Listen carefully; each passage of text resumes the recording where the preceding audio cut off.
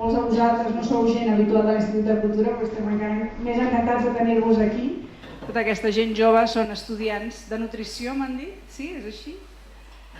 Que evidentment no han volgut perdre's l'oportunitat de sentir la darrera de les tertúlies amb els convidats de luxe que tenim. Avui, com us dic, és la darrera, n'hem tingut 3, avui acabem aquest cicle de tertúlies que organitzem des de l'Institut de Cultura, aquí, a casa nostra, a la seu, al Palau de la Virreina, i en el que hem comptat amb la col·laboració fantàstica de 2 centres de recerca d'excel·lència de la ciutat, l'Institut d'Investigació Biomèdica de Bellvitge, del qual el Fernando Fernández de Aranda, que ara us introduiré breument, n'és investigador, i també el Centre de Regulació Genòmica, abans d'ahir vam tenir investigadors d'aquest centre. Moltes gràcies a l'IDUE i al CRG per poder ficar-se en aquest carro i ajudar-nos a fer aquesta edició de tertúlies. La coordinació de les tertúlies corre a càrrec de Paca Siller i Xavier Pujol, està la Paca per aquí, el Xavier avui no hi és. Moltes gràcies també, Paca. Aprofito ja que és l'última per donar-te les gràcies per tota la feina feta. Bé, avui, com deia, tenim una convidada d'excepció. Ella és Janet Treasure, que és directora del Servei de Trastorns de l'Alimentació del South London and Maudsley Foundation Trust i, a més, professora de psiquiatria a la Guy's, King's and St. Thomas School de Medicina de Londres. Tota una autoritat en el tema que ens ocupa avui.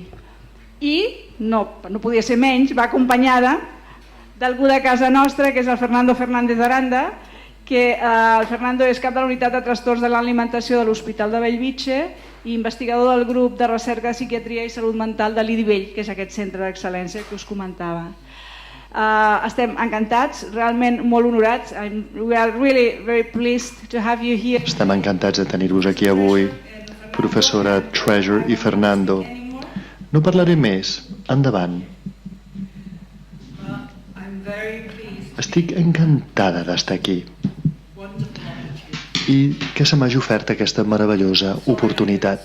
Sento molt no poder parlar-vos en català, de manera que estareu obligats a sentir-me en anglès a través de l'intèrpret de català.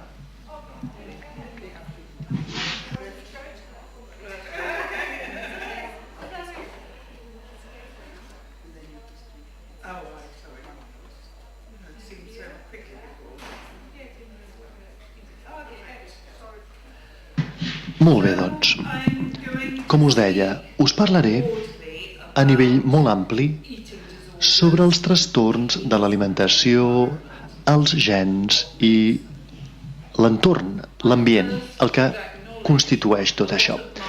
Jo he basat moltes de les imatges que us presentaré en algunes de les coses que han fet els meus pacients. Per exemple, aquesta imatge és una pacient que fa art i ha utilitzat la seva art per expressar la seva malaltia i penso que ho ha fet molt bé. Molt bé. Això són els temes que analitzaré a continuació. Què és un trastorn de l'alimentació? El seu historial, l'epidemiologia, el pronòstic, el que sabem a partir dels models animals i els factors que et predisposen, que precipiten i que perpetuen aquest trastorn. Molt bé. Aquesta diapositiva demostra com el coneixement sobre els trastorns alimentaris ha canviat amb el temps, des del segle XVII, des del 1600 fins ara. Al començament hi havia confusió sobre si la gent que patia d'anorèxia eren sants, eren ascetes. Per exemple, Santa Caterina de Siena va descriure els seus símptomes, que eren d'anorèxia i d'afartament, el seu confessor, de manera que són símptomes escrits i són símptomes d'un trastorn alimentari. Però, quan no es menjava es considerava que era per raons d'ascetisme en aquella època. Mentre que en el Regne Unit la gent era considerada com rara, persones molt estranyes.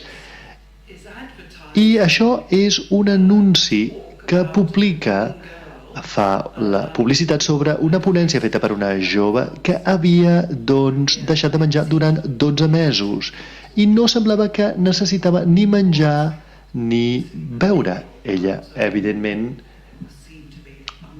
era una persona amb un greu trastorn, però era considerat senzillament com una cosa estranya.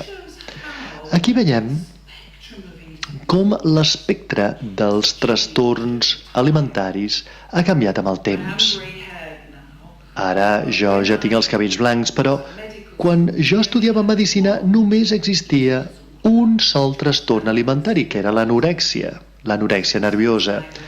I des de que jo he treballat com a metge, com a metgessa, això ha canviat. Primer vàrem tenir la bulímia nervosa en els anys 70 i ara tenim el trastorn de l'afartament, que també ha estat descrit. Molt bé, l'anorèxia nervosa, que ha estat coneguda des de fa molt de temps, des de l'any 1860 en què es va definir. Normalment comença a l'edat de l'adolescència, que eviten el menjar i fan un excés d'exercici que ho distingeix d'una malaltia física i una elevada taxa de mortalitat. Sovint és descrit com una veu al cap que diu «tu no et mereixes menjar, estàs massa grassa», o el que sigui, diferents missatges. I quan jo vaig començar amb aquest tema, va ser la dona d'un pacient, d'un home, que em va convidar perquè veiés com era la seva casa. I podem veure que aquest home emmagatzemava aliments i emmagatzemava productes de neteja. Estava obsessionat amb això. Tot allò que es necessitava per netejar. És a dir, que una neteja obsessiva també acompanya normalment aquests trastorns. La bulímia nerviosa va ser descrita l'any 1979 per la professora que estava abans de mi al Moseley, a la Fundació, Gerald Russell, i ell va descriure les característiques clàssiques de pèrdua del control a l'hora de menjar, però també comportaments compensatoris a través del vòmit, els laxatius, etc. I això torna a succeir entre els adolescents. És a dir, que hi ha una pèrdua de control, el no poder aturar-se de menjar fins que estàs tan ple o tens por, doncs aquí és on es troba el nucli del trastorn. I aquí tenim la imatge d'una pacient de la seva cuina, del seu cotxe. És a dir, que podem veure la diferència.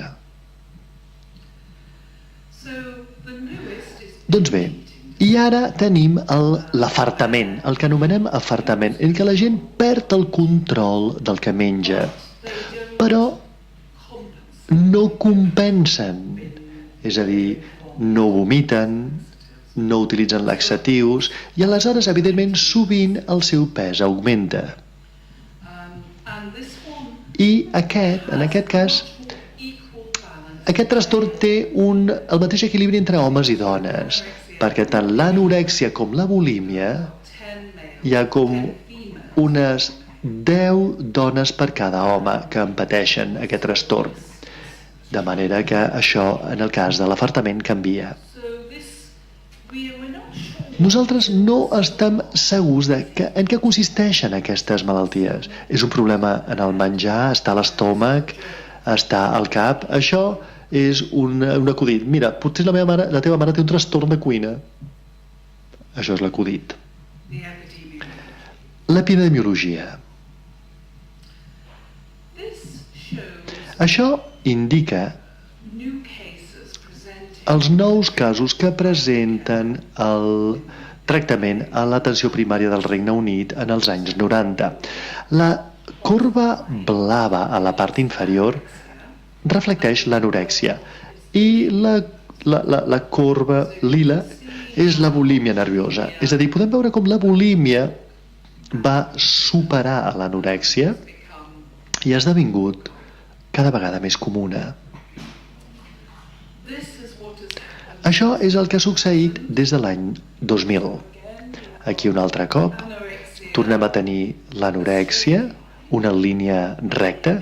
La bulímia està més alta i es manté constant, però la línia doncs groga és el trastorn de l'afartament que ha augmentat recentment, de manera que ara es presenten més casos d'afartament. Així doncs, podeu veure que la prevalència d'aquests trastorns, l'anorèxia, 0,6%, és a dir, que és la menys comuna, molt més comuna entre dones que entre homes. La bulímia, una miqueta més comuna, un altre cop hi ha una diferència entre homes i dones, però ara el problema de l'afartament, el trastorn de l'afartament, el més nou, és el més comú i hi ha menys diferència entre homes i dones.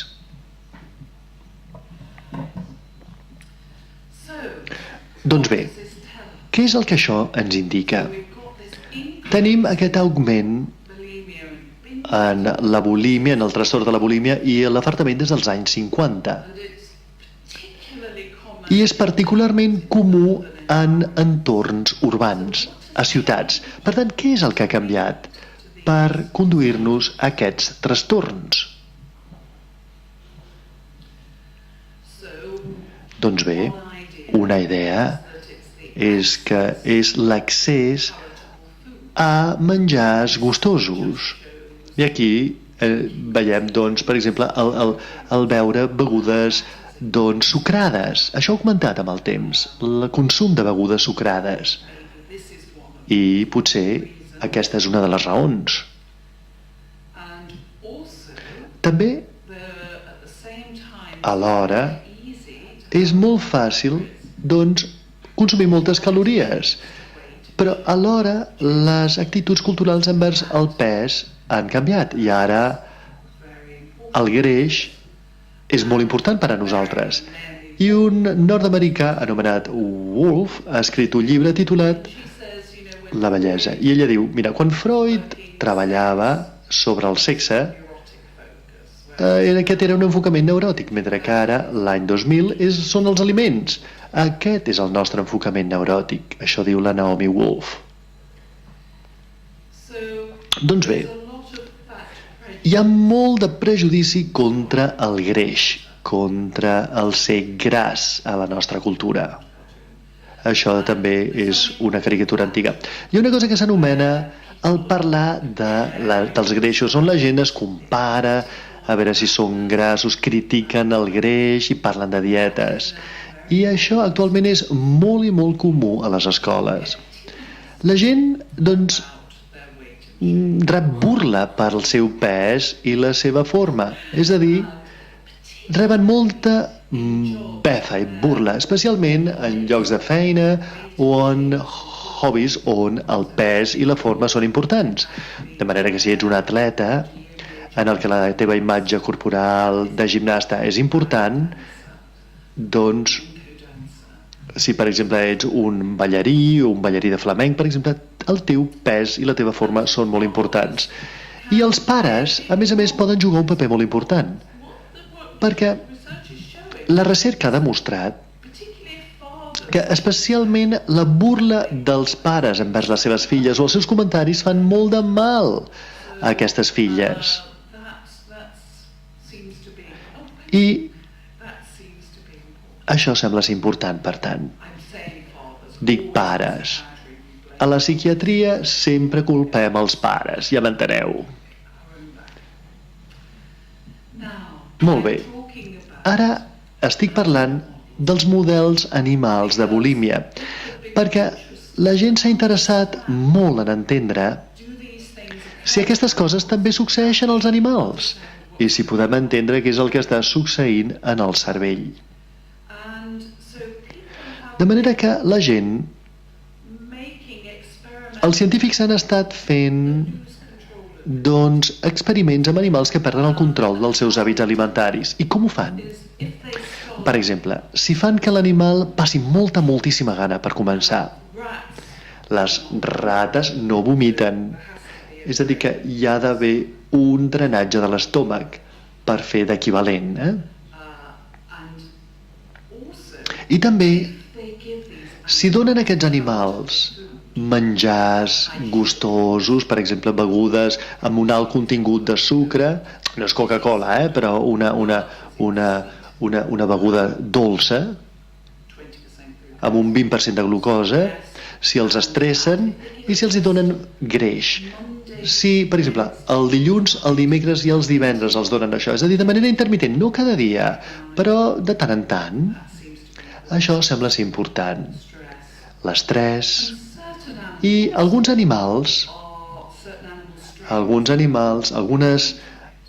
tipus d'animals tenen més tendència a això. I no només aquests animals perden el control dels seus hàbits alimentaris, sinó que, a més, esdevenen addictes a d'altres substàncies. Pot ser molt difícil aconseguir que un animal es faci addicte a d'altres substàncies, però si han estat rebent aquests aliments de manera intermitent, es fan més addictes a les amfetamines, a l'alcohol, i quan analitzem els seus cervells, es produeixen els mateixos canvis en els receptors d'opiacis i de dopamina, que són importants en les addiccions. També és com si això estigués convertint el cervell en un cervell addictiu. Per tant, el fer dieta i el fer massa festa poden causar conductes addictives. I potser això explica per què estem veient aquest canvi en la bulímia i en el trastorn de l'afartament. Perquè si pensem en aquests canvis culturals, des de l'any 1950 tenim la cultura de talla zero i la promoció de les dietes, és a dir, encoratjar a la gent a ser prima. L'idea de que el vòmit és una manera de perdre pes és una idea que s'ha difós a través dels mitjans de comunicació de massa i la princesa Diana. L'augment de la bulímia que us he ensenyat anteriorment es produeix a l'hora que la Lady Di va sortir amb el seu problema de bulímia. I a les ciutats és molt i molt fàcil comprar o consumir menjars molt gustosos, secretament, quan vulguis, intermitentment, és a dir, o la família, que mengen aquest tipus de menjar. Doncs bé, quins són els factors de risc? Quins altres factors de risc existeixen? I Fernando i David es varen implicar amb mi en un projecte europeu i vàrem analitzar els altres factors de risc.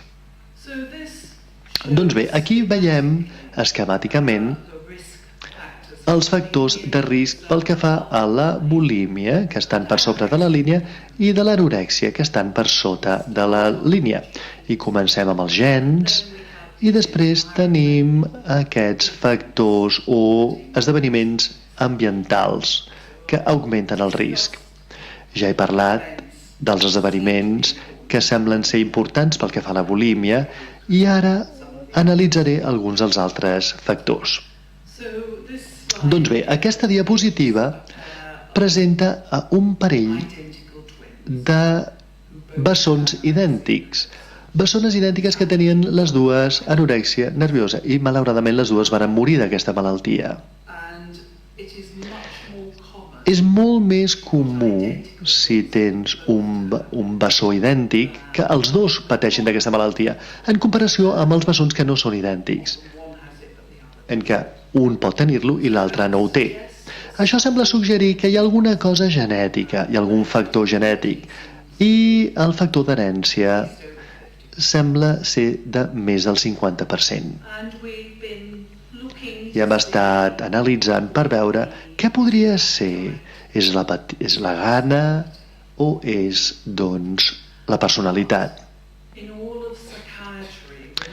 A la psiquiatria no estem trobant un únic gen, estem trobant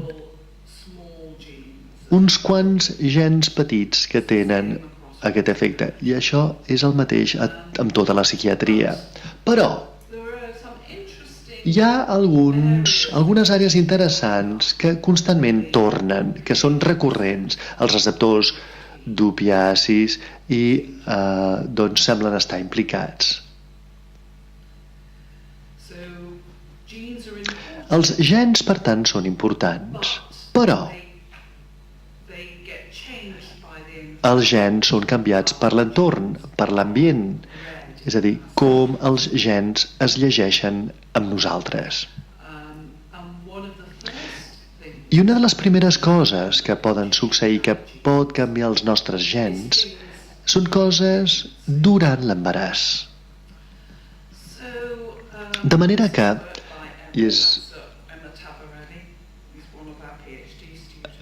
Emma Taraby és una de les nostres estudiants, i quan analitzem els embarassos de persones que posteriorment pateixen d'anorèxia, sovint són embarassos estressants, amb molta més preocupació durant l'embaràs.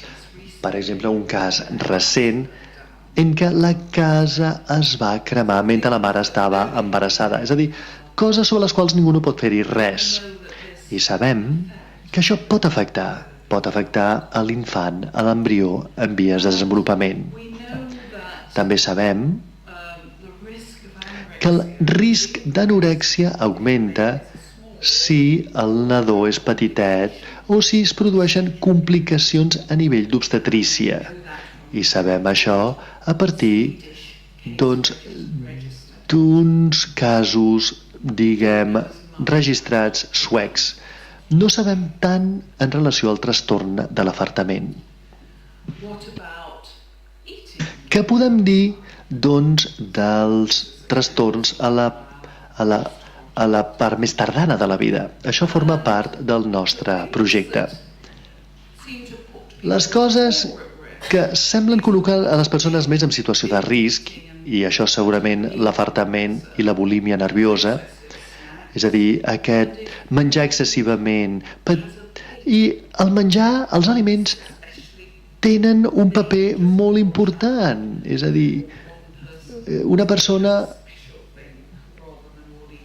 doncs que es menja una cosa sola i en lloc de menjar tots plegats, quan hi ha regles, mentre que si la gent menja de manera regular i mengen, per exemple, esmorzen, semblen estar protegits d'aquest trastorn dels hàbits alimentaris. Després, quin tipus de característiques de la personalitat tenen aquestes persones que pateixen aquests trastorns? Una cosa que sempre s'ha trobat és el tenir una personalitat que anomenem obsessiva compulsiva, on hi ha rigidesa i un bon ull per trobar els detalls. Aquestes són característiques, són trets que tots tenim, i que tots les tenim, aquestes característiques, amb diferents intensitats.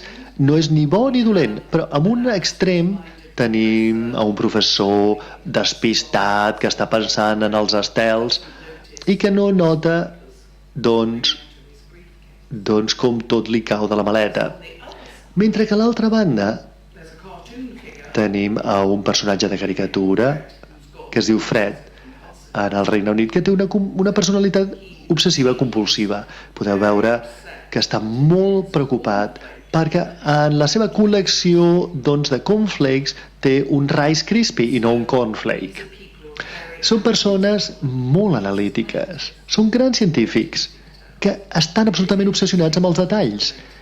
I és interessant que en aquest cas la caricatura està relacionada amb els aliments, amb els cornflakes. La gent amb membres de la família que tenen anorèxia o bulímia tendeixen a ser més com Fred, i està molt bé que els trobem a la psicologia i a la medicina, en el camp de la nutrició. I després, les altres característiques. L'altra característica és si ets una persona a qui li agraden els sistemes i les regles. Ella diu, m'encanten les regles, vull que el món sigui ordenat i que segueixi les regles. O si ets una persona senzillament sense preocupacions, feliç, que disfruta del canvi.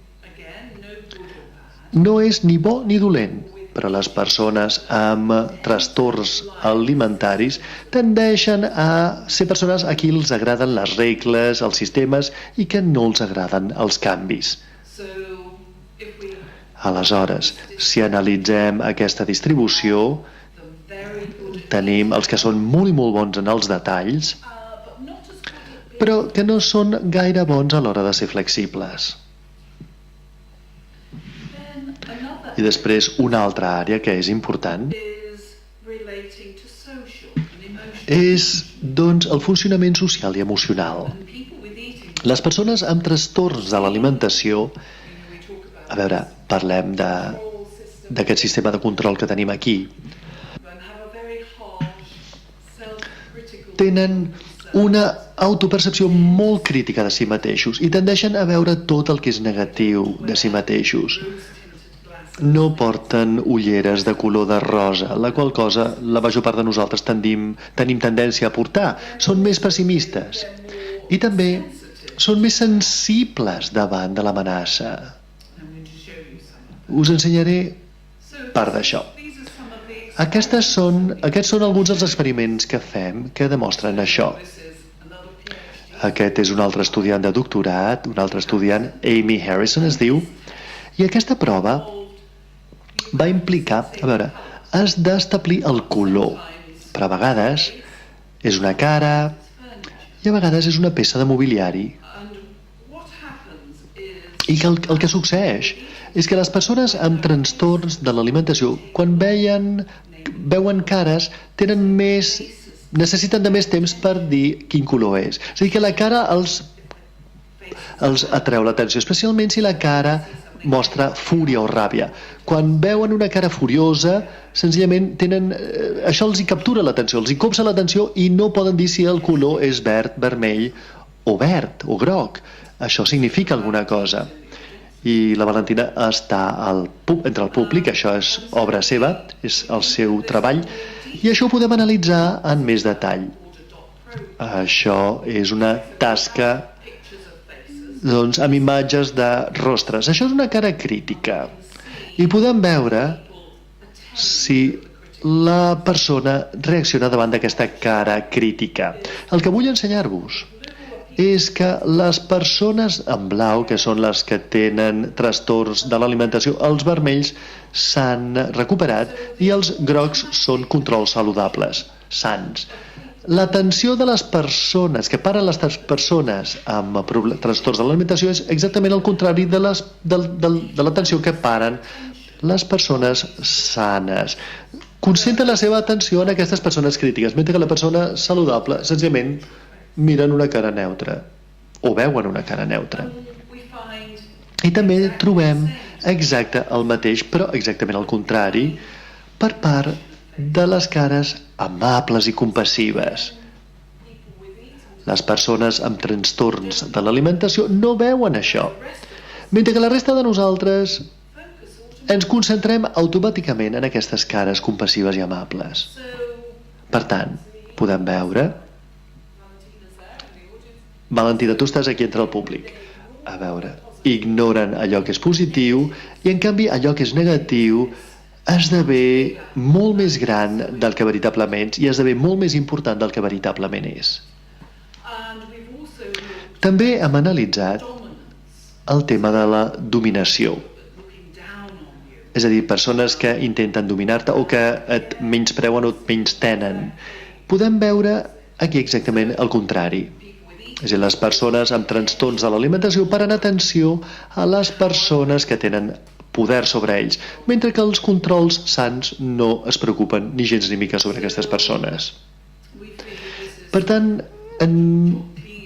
això és John Cleese, del Monty Python.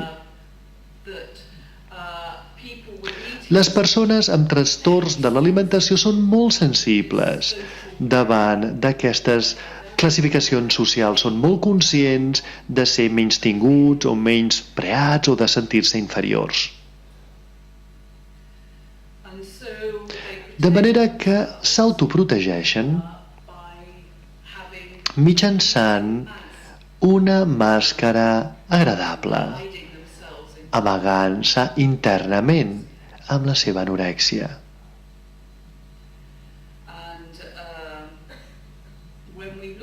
I quan analitzem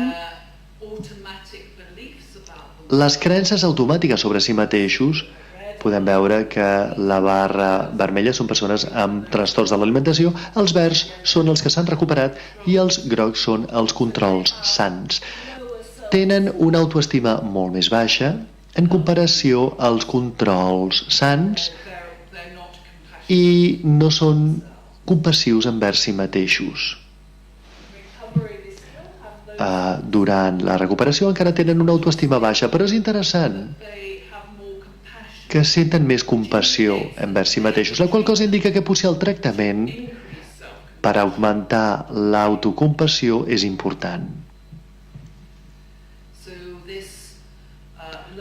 De manera que aquesta baixa autoestima, aquesta lluita, significa que reben un 100% i un A+, però això només ho veuen com un camp passat. I el ser segons, per ells, és dolentíssim.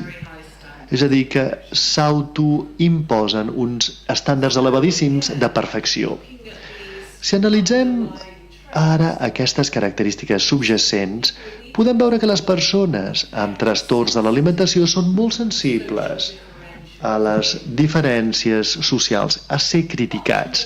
Són molt més sensibles davant l'amenaça en comparació a la resta de la població sana. Tenen menys expressió emocional i no se senten, doncs, aliviats per la compassió o l'amabilitat. No es concentren en l'amabilitat i la compassió com la resta de nosaltres. De manera que pensem que aquestes característiques quan són detonades per l'estrès, i això pot ser doncs, un estrès nutricional, és a dir, iniciar una dieta, o psicològic, per exemple, fracassar en un examen. I degut a que són molt sensibles davant les emocions negatives, la por, el fàstic, la preocupació, no saben com regular-ho. I no reben cap mena, doncs, no se senten aliviats pels altres, se senten com l'aneguet lleig, se senten diferents de la resta.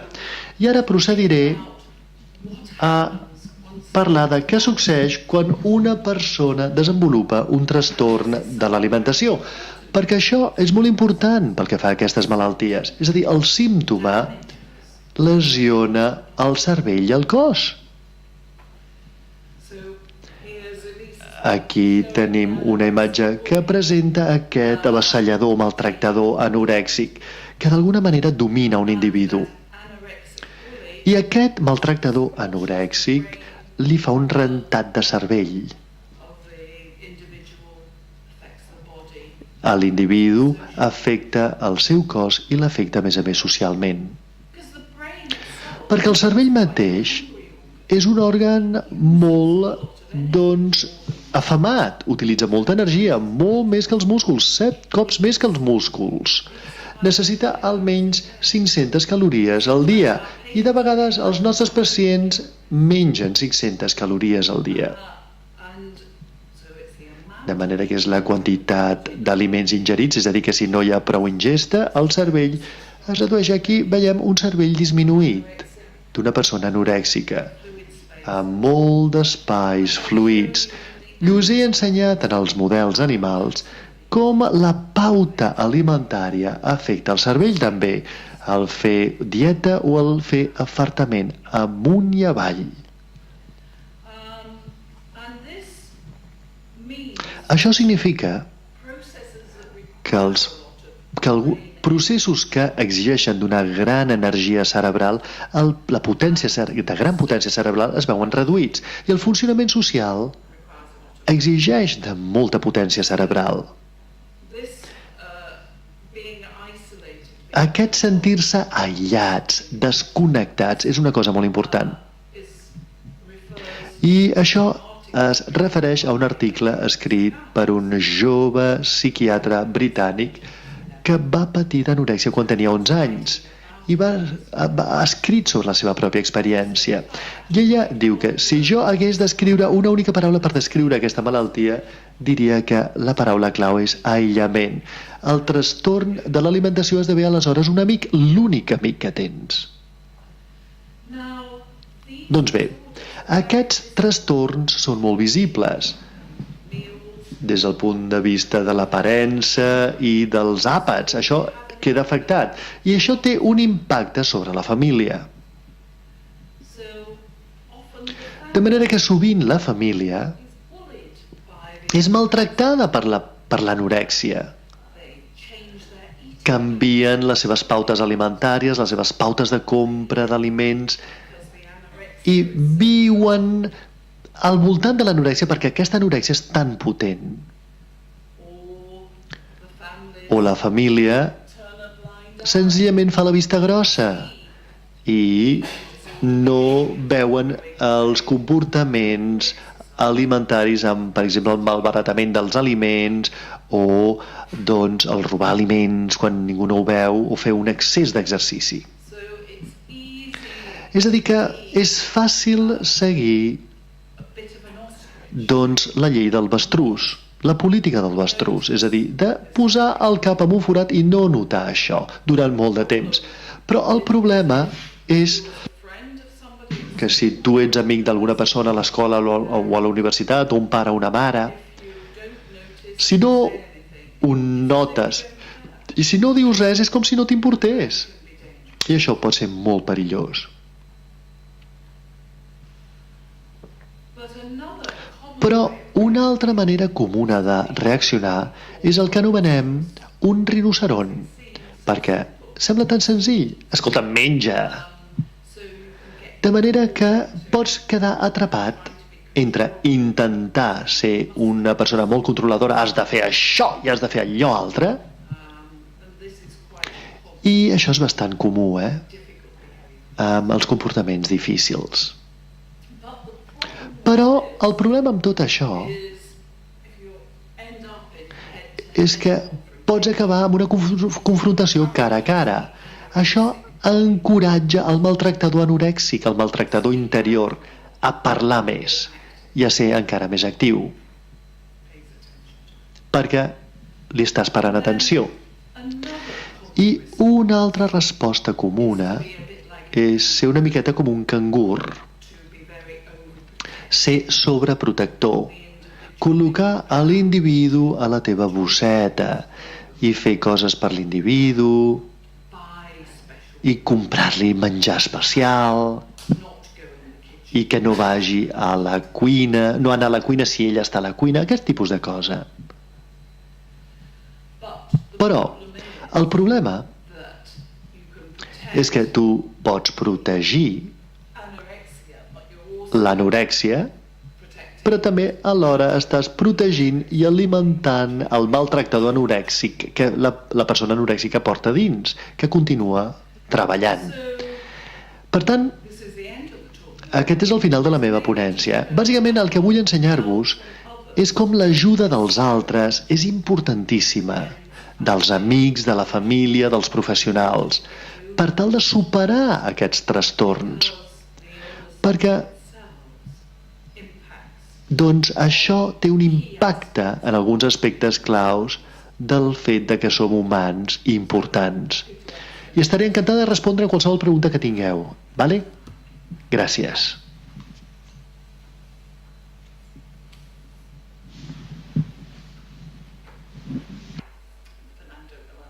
I el Fernando també està aquí, disposat a respondre. Podeu parlar en català, castellà o anglès. I agraïts per aquesta magnífica presentació i exposició d'una persona, com molt bé heu presentat, larguíssima i àmplia experiència, reconeguda evidentment a nivell mundial, I ara hi hauria espai per preguntes, consultes que tingueu, aprofiteu la situació. Jo vaig ser obès mòrbid. Li passo el micro perquè així tothom ho sentirà. Si us plau, algú li podria connectar la Janet al canal 2 perquè no m'està sentint. Gairebé 180 quilos. Però l'única manera que me vaig trobar bé és amb això que diu la senyora.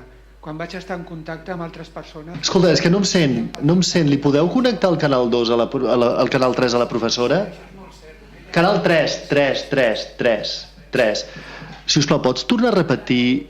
No sé si el Fernando traduirà. Pots tornar a repetir, si us plau?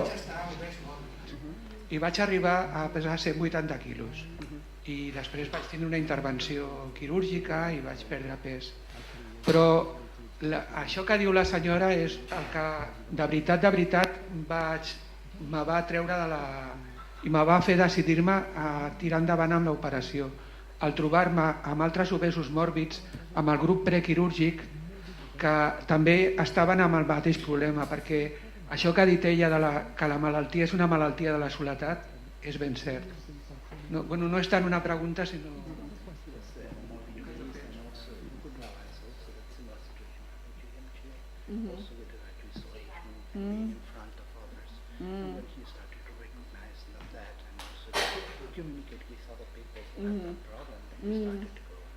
Yeah, it's interesting. Efectivament, és molt interessant, perquè el Fernando està fent una feina de recerca molt interessant analitzant casos extrems, persones amb poc pes i amb massa pes, i està trobant que hi ha característiques molt similars. Algunes coses són molt similars i d'altres coses són molt semblants i d'altres molt diferents.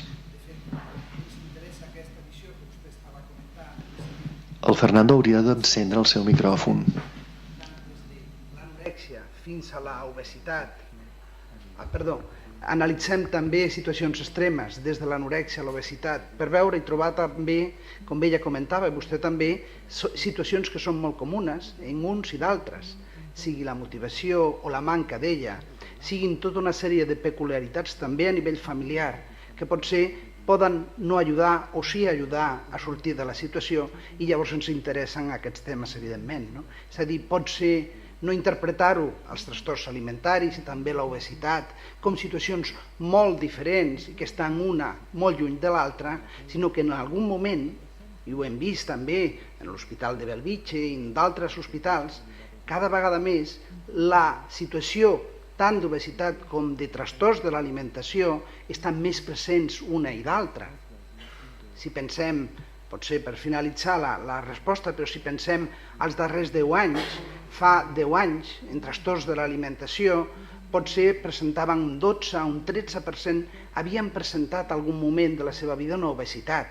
Ara, actualment, 10 anys després, tenim que al voltant del 40-45% dels casos, en algun moment determinat de la vida o ara mateix, tenen un problema de l'obesitat.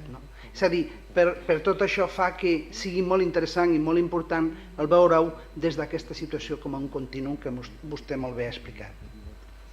Un segon, I think it's better if you put your because it's easier. No? It's going to be the number 3. Number 3, no? Yeah.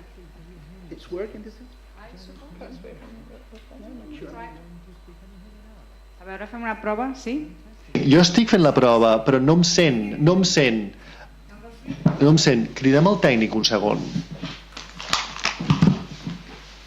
Sisplau, pots ajudar? La ponent no sent res. Ho pots posar ràpid perquè està tot aturat degut a això.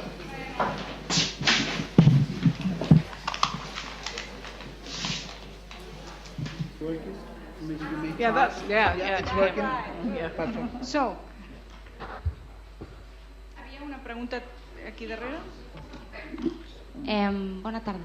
M'agradaria si poguessis parlar una miqueta més de la part genètica, perquè hi ha hagut un moment que ha comentat que era més del 50%, però a mi m'agradaria saber si s'ha estudiat científicament si hi ha un gen específic pel trastorn alimentari o és més aviat un gen a una predisposició a les addiccions. Una d'elles seria el menjar, però podria ser la beguda, tabac, el que sigui. Si podria parlar una miqueta més del component genètic que predisposa a una malaltia d'aquest tipus. You cannot hear? I didn't know whether he was going to do it afterwards, but it wasn't happening. No m'ho puc creure. Li he traduït tot i no ha sentit res. No sé què passa. A veure, un segonet, sisplau. La interpretació diu no sento res. Ho hem de resoldre.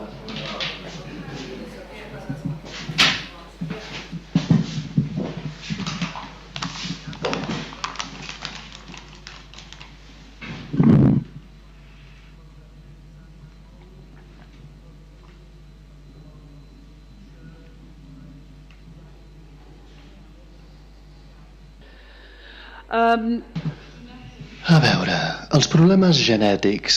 Sabem que alguns dels riscs genètics interactuen amb l'entorn, amb l'ambient. És a dir, que el projecte que en Fernando i jo hem compartit analitza les interaccions entre els gens i l'entorn.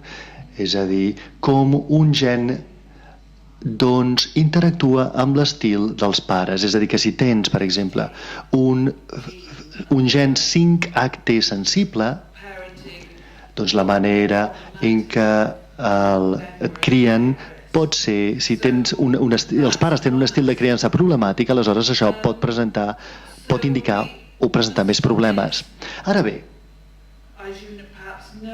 com segurament sabeu a tota la psiquiatria, gran part dels gens semblen ser gens que afecten el desenvolupament cerebral i la formació dels sinus, és a dir,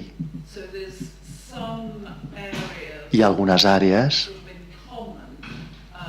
que estan en comú amb d'altres trastorns. De manera que, per exemple, per la OCD i l'anorèxia, hi ha algunes similituds amb una àrea en el cromosoma número 1 i sembla que hi ha doncs, uns trets compartits en aquest cas. Però encara això està a sota estudi, diguem, perquè cap de les associacions genètiques són prou grans com per demostrar algun tipus de significància estadística, és a dir, necessitem de mostres més grans. Per tant, la situació és incerta. També, no? Com ella comentava, si bé la part genètica indica una vulnerabilitat, fins ara no se sap ben bé quins són els marcadors concrets a nivell genètic que determinen no solament els trastorns alimentaris, sinó també d'altres trastorns. Hi ha una part, evidentment, molt important, que és ambiental, és de l'entorn i és de la pròpia persona, com ella també molt bé ha explicat. Pot ser llavors més la interacció, la vulnerabilitat que hi ha per una banda i la interacció amb factors específics, tant negatius la majoria de les vegades com positius, pot generar un major risc a un problema alimentari, com en d'altres trastorns. Voldria dir una altra cosa. Les rates més predisposades a aquest tipus de problemes tenen característiques més impulsives.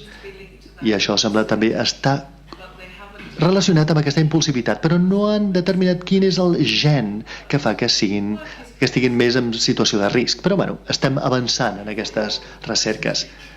Thank you very much.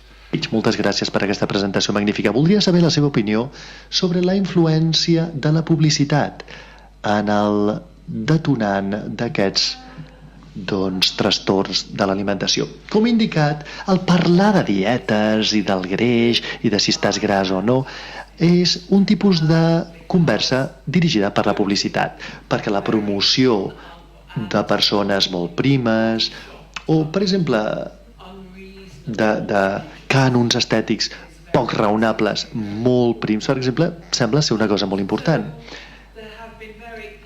Hi ha hagut algunes iniciatives molt interessants a les escoles que ensenyen que ensenyen a entendre la publicitat.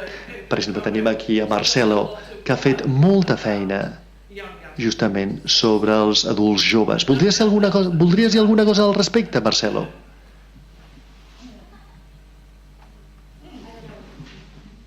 Ho dic en anglès o Marcela ho dirà en anglès, en català? Hem anat fent amb la Universitat Autònoma de Barcelona, en particular amb la doctora Rosa Reich, vinculada a l'alfabetització mediàtica, que és Media Literacy, que té a veure amb el desenvolupament de pensament crític amb els infants i adolescents, pràcticament, perquè a l'actualitat es veu que a l'ambient tòxic que s'ha definit, que té a veure amb el parlar massa de fer dieta, en parlar massa de que si estic prim o no, a més aquest constant bombardeig de que has de ser guapo, has de ser prim, has d'estar musculat. Tot això continuarà estant perquè n'hi ha molts interessos econòmics enrere. Llavors, el tema no és eliminar els factors com de risc en aquest cas, sinó desenvolupar l'habilitat de ser crítics amb això. Llavors, que hi ha algú que està enrere tant de la publicitat com de la indústria global de la bellesa, que té a veure no només amb les dietes, sinó fins i tot a fer cirurgia, no? Perquè cada vegada més les nenes també volen no només tenir un cos que sigui prim, sinó un cos que sigui totalment perfecte en el sentit dels estàndards de bellesa estètics occidentals. Això parlant de les noies, i si parlem dels nois és una altra cosa, que cada vegada més la preocupació pel cos no té només a veure amb les dones. Cada vegada més els homes es preocupen també d'estar prims, de no tenir panxa, abans sí que no passava tant, sí. Llavors els homes també tenen les seves pròpies especificitats de preocupació, però el tema de poder problematitzar aquesta indústria és el que treballem molt i té a veure sobre això, identificar quin és el model, qui guanya amb això, desenvolupament de self-esteem, d'autoestima i evidentment d'una xarxa social més propera, no? Menys agressiva. Per ahí va el treball que es fa. No sé si et contesto alguna cosa, sí? Moltes gràcies. Més preguntes? Aquell sector no pregunteu gaire a aquella banda.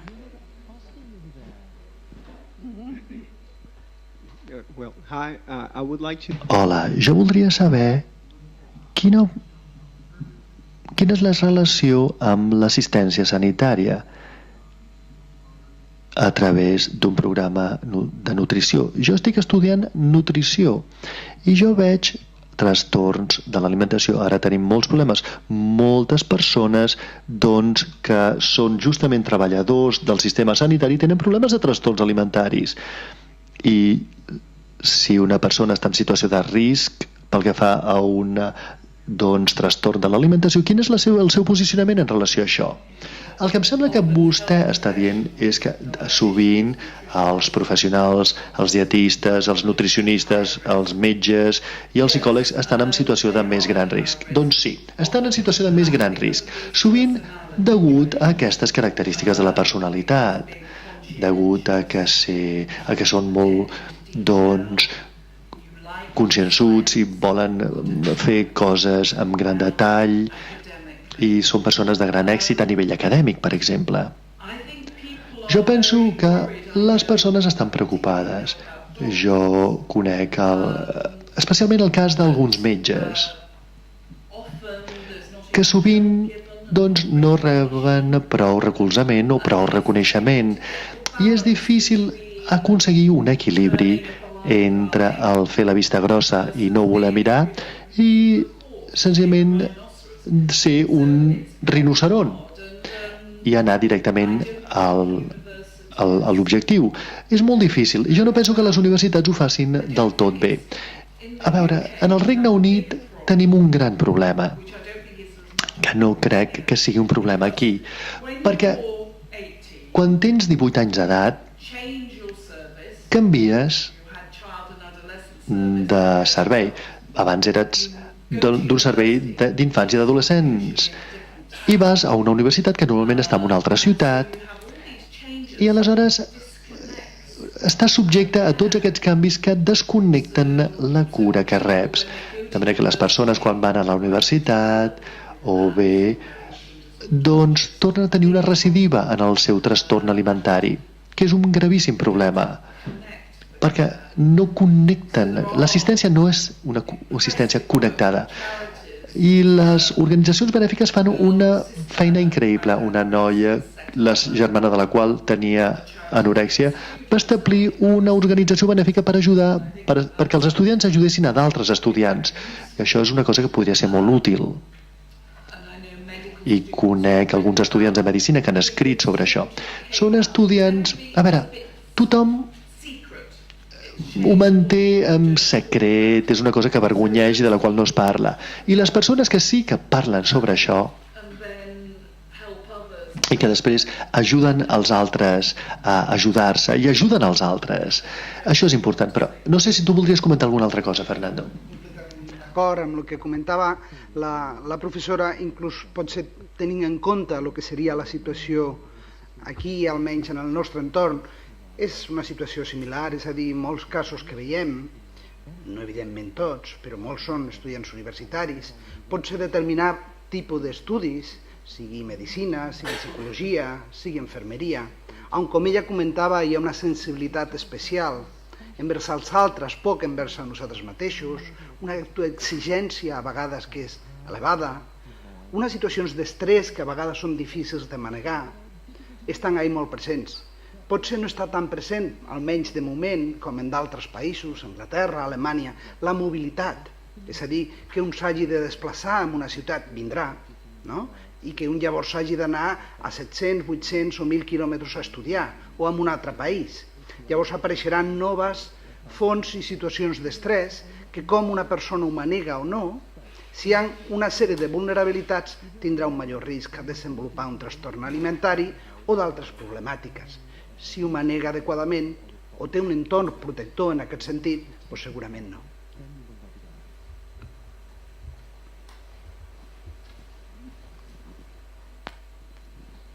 Hola, buenas tardes. Yo me quería referir de una parte a mi propia experiencia y por último haré una pregunta. En cuanto a mi experiencia, yo inicié a los 16 años una anorexia con un resultado bastante fulminante, me quedé en 33 kilos y sin despreciar la ayuda médica me mantuvieron en un peso infrapeso y así estuve durante mucho tiempo pasándome a bulimia nerviosa, es decir que a veces el mismo trastorno deviene en otro. En mi caso, sin infravalorar la ayuda médica, lo que me ha ido muy bien han sido los grupos de autoayuda de sistemas paralelos al de Alcohólicos Anónimos. Hay una heterogeneidad de casos, dado que hay muchos trastornos de alimentación, pero al dejar de hablar tanto de la comida como empezar a hablar de sentimientos con gente con la que te identificas y que todos tenemos rasgos muy parecidos, pues eso hace que desvíes la atención de la comida y de esa relación enferma que se establece. Y mi pregunta era si se puede hacer un paralelismo en cuanto a adicción a alcohol, por ejemplo, y adicción a comida. Creo que en Estados Unidos hay un señor que ha tenido obesidad y que dice que eso, ¿no?, que existe esa adicción a la comida por determinados alimentos y... Efectivamente. Gràcies per aquest comentari. A veure, sabem que quan fem el seguiment dels joves, les persones que pateixen bulímia després passen a l'alcohol o a l'addicció d'altres substàncies.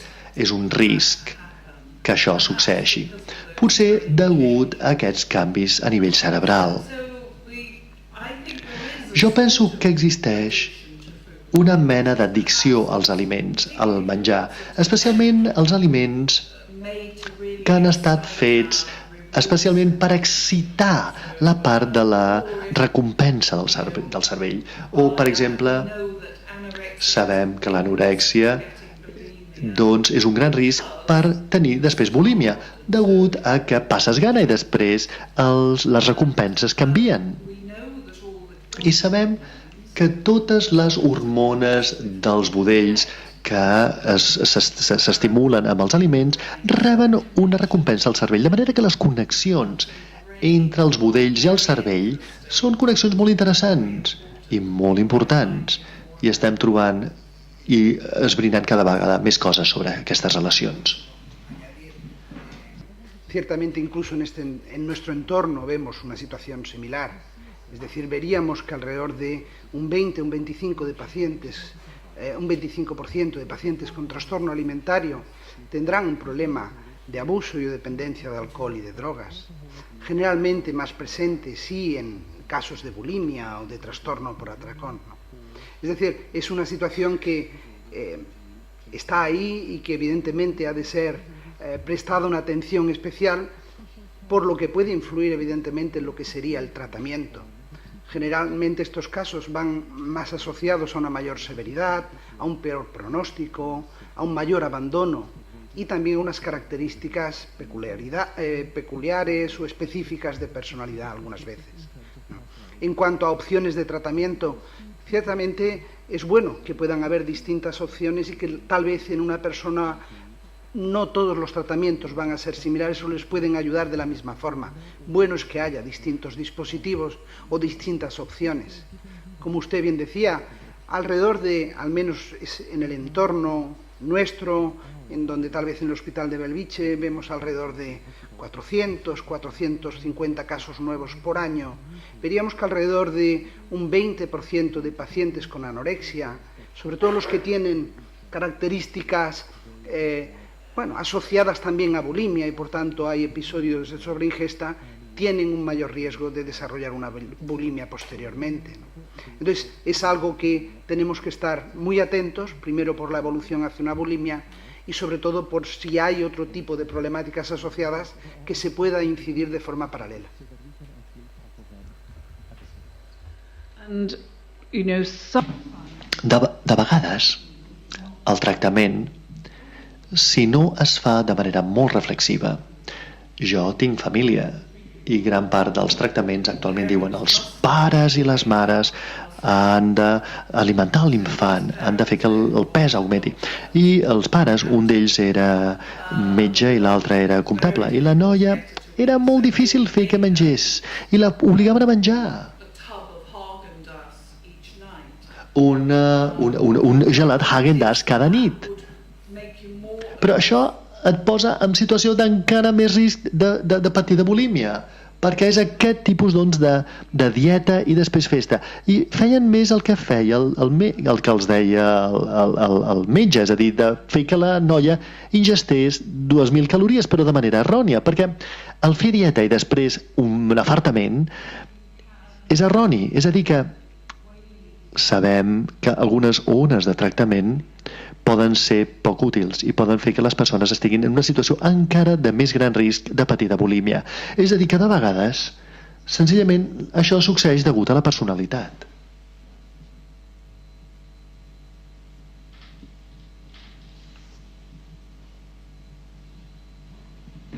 Un experimento que seguramente ustedes ya conocen y tal vez la gente del público también, pero bueno, me pareció muy interesante, y es que cuando acabó la Segunda Guerra Mundial en Estados Unidos cogieron a un grupo para investigar qué consecuencias podía tener la restricción y la privación de los campos de concentración. Y entonces, pues durante el primer mes les dieron de comer lo que solían comer habitualmente, y al mes siguiente redujeron esa cantidad a la mitad, de forma drástica a la mitad. Al tercer mes volvieron a ofrecerles lo que ellos querían comer y todos se daban atracones. Yo me pregunto si la solución para... si no es la sociedad la que enferma también a la gente, porque estás un poco gordito, porque no haces un poco de dieta, y sin embargo yo la gente que conozco con trastornos de alimentación, todos han hecho dietas y de forma continuada. Parece como que una cosa va a la otra, y hasta hace muy poco, pues hablando con una profesional de nutrición, me reconocía que la solución no estaba en las dietas restrictivas, como en cambiar la relación con la comida. pero todavía, pues si vas a un médico, tal vez te ponga una dieta de 1000 calorías para empezar. Y esa persona, cuando la acaba, ha establecido una relación anómala de alimentos prohibidos, alimentos... Hace falta ser muy fuerte para no quedarse ahí atrapado contando calorías. Nada más, gracias. Solo igual un comentario a este experimento, que es un experimento clásico de los años 50, el experimento de la desnutrición. Realmente lo que nos indicaba también era que hay una serie de factores que podían ir asociados claramente al estado de desnutrición, y no por ello teníamos que tal vez mirar otros aspectos, pero sin embargo lo que sí también nos indica es que eso es solo un área muy específica. La profesora ha explicado muy bien cómo toda una serie de aspectos generan de la personalidad, del entorno, pueden generar unas vulnerabilidades concretas. Tal vez podría indicar el hecho de que hacemos continuamente hincapié, al menos en entornos de unidades especiales en trastorno alimentario, en hacer y en dejar claro tanto a familiares como a pacientes que no son trastornos del comer ni de la alimentación, que el trastorno alimentario, la pérdida de peso, es la consecuencia de, muchas veces, un trastorno mental. Y eso quiere decir una obsesión excesiva por un tema asociado a aspectos concretos. Con lo cual podemos empezar a trabajar en otras áreas, a pesar de que prestemos atención, evidentemente, a la evolución de su peso y de sus variables físicas, hacemos más hincapié en lo que sería un trastorno mental que no solo del comer. Para que no caigamos, como comentaba muy bien la profesora, en esas presiones, discusiones del entorno en cuanto a la comida, que lo único que hacen es perpetuar más el trastorno, la problemática e empeorar el pronóstico y sobre todo la relación familiar, en donde hay un mayor distanciamiento.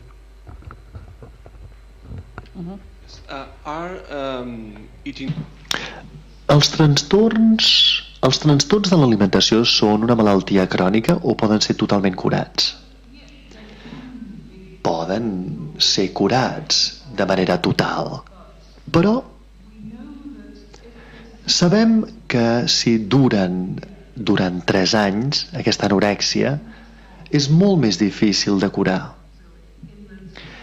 És a dir, que en aquests primers 3 anys pots obtenir uns resultats molt més bons.